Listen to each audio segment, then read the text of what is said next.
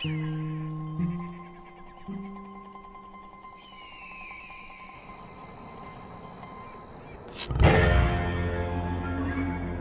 car I've chosen is, I think, the best car Jaguar ever made.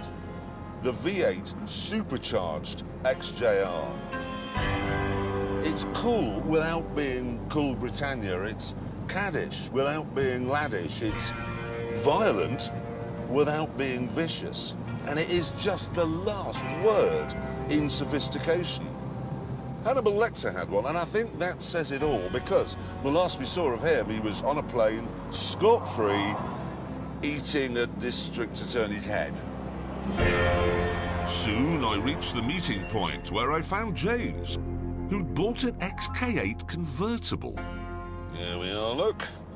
A big cat near an old dog.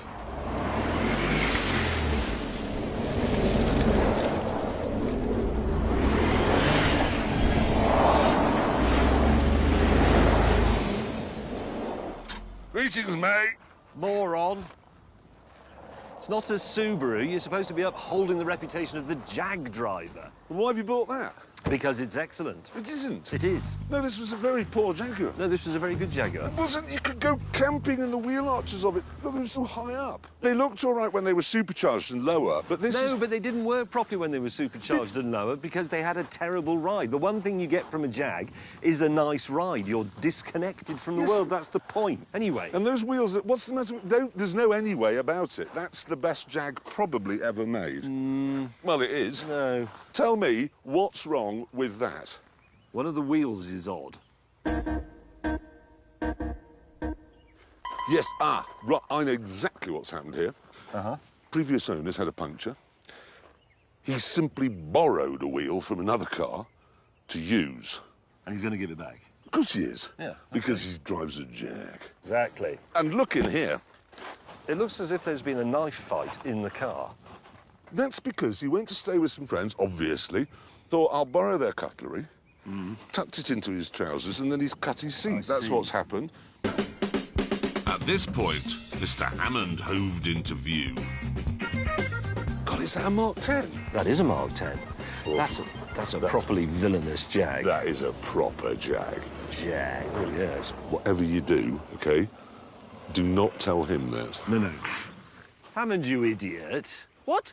Well, we're supposed to be upholding the reputation of Jaguar. You've brought an antique, you've brought an old piece of furniture. I am celebrating and reveling in the glories of Jaguar. This is 1967 420G. Look at this front end started with this car. That's the Jaguar look, isn't it? The four headlamps, the narrow Hammond, grille. seriously, what is that? It's a 420G. This was the No, not that. That. This was my jacket. I thought, a bit of style. We're in Jaguars. There's no style in the jacket at all. This is riddled with style, mate. That is... Some of your jackets are terrible, but I can't... Anyway, this was favoured by every villainous bank robber and baddie in and around England in the 60s. And how much did you pay for it? £6,500. What? I know. That is a lot of car for £6,500. Look at the size of it. Hammond, that is £2,500 more than I paid for a supercharged Jaguar. That is Jaguar's embarrassing attempt to recapture their own design that started with this, the four headlamps, the narrow grille. This is definitive. Your car is derivative. And Hammond wasn't finished there. Look at the size of this. Imagine how many oil paintings borrowed I could get in there. It smells terrible. Toolkit. Let me have a look. That's for opening windows. This is no... This is not necessarily for fixing the car. No, none of it. That's for cutting through somebody's fence. This is for undoing the paintings from the walls. Or the Jaguar toolkit is just for burglary. It's got Jemmy in it.